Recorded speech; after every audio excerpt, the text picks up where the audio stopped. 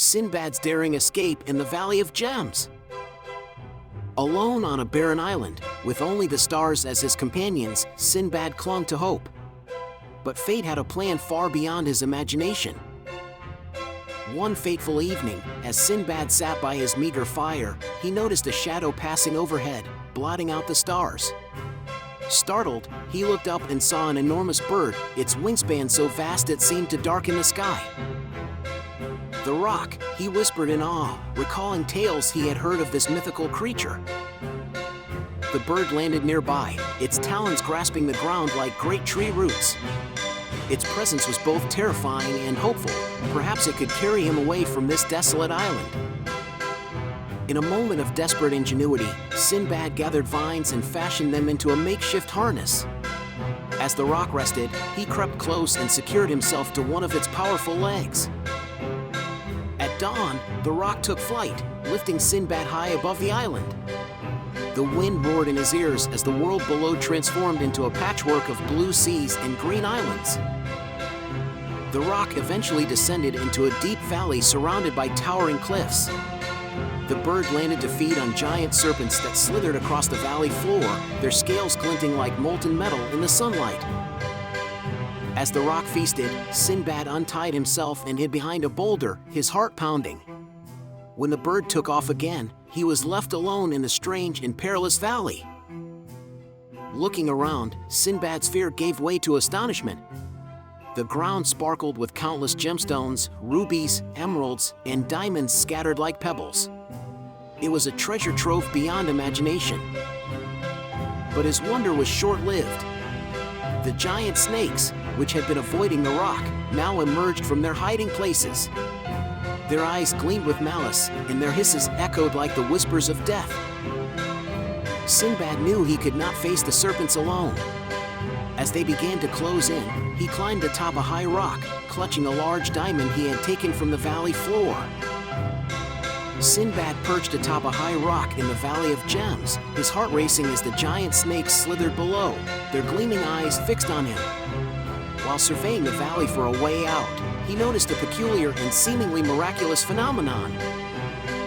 At intervals, carcasses of sheep and other animals would plummet from the cliffs above, landing heavily on the valley floor. As Sinbad watched, he observed another curious occurrence. The snakes, though fearsome, avoided these carcasses.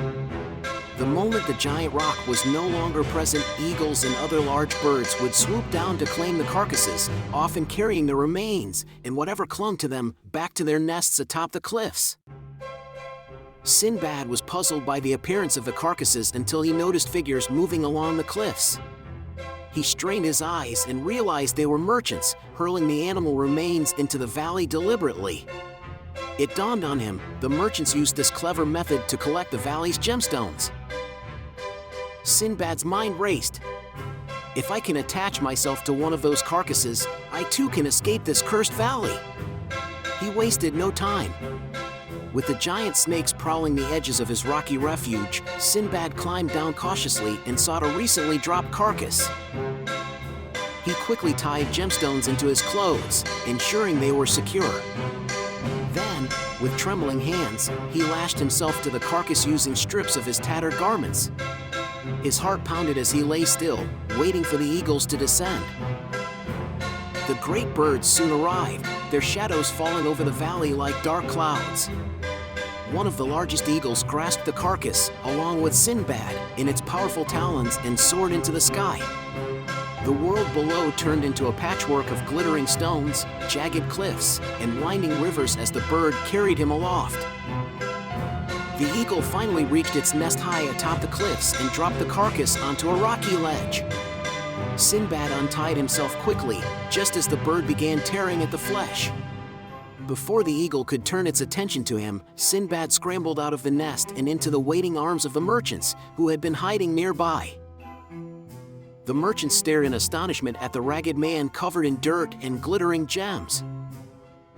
Merchant leader asked, "By the heavens, who are you, and how did you come to be here?" Sinbad, catching his breath, said, "I am Sinbad, a merchant of Basra. I was stranded here after a series of misfortunes. It seems I owe my escape to your ingenious method of gathering gems." The merchants burst into laughter, their admiration clear. Merchant leader said, "Indeed, no man has ever dared to descend into the Valley of Gems itself. We merely take what the birds bring us. Your courage is beyond measure." They offered Sinbad food and water, and he recounted his harrowing journey from the Whale Island to the valley. In turn, they explained their dangerous trade, which had been passed down through generations. Merchant leader said, "We merchants live by our wits, much like you, Sinbad. But none of us would have survived what you endured. You are a man of remarkable resourcefulness." Grateful for their help, Sinbad joined the merchants as they made their way back to their ship. Laden with gemstones, Sinbad now possessed wealth beyond his wildest dreams. But the true treasure, he realized, was the wisdom he had gained and the courage he had discovered within himself. As the ship set sail for Basra, Sinbad stood at the bow, gazing out at the horizon. The merchants, intrigued by his tales, clustered around him, eager to hear more of his adventures. Sinbad, smiling, said, "This is but the beginning, my friends. The sea holds many secrets, and I intend to uncover them all. Join us for the next thrilling chapter in Sinbad's epic journey. Like, share, and subscribe to follow the adventure. Until next time, adventurers, may your sails be strong and your hearts be brave. See you on the next voyage."